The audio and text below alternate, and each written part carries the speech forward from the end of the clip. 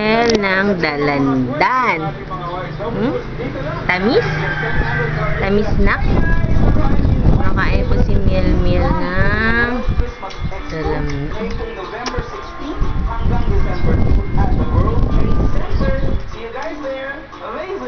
Sinisip-sip.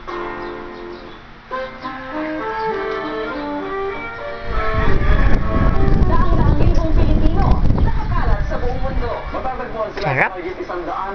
Sarap. Sarap. Very good, oh. First time kumain ng dalandan. Ang galing. Sarap.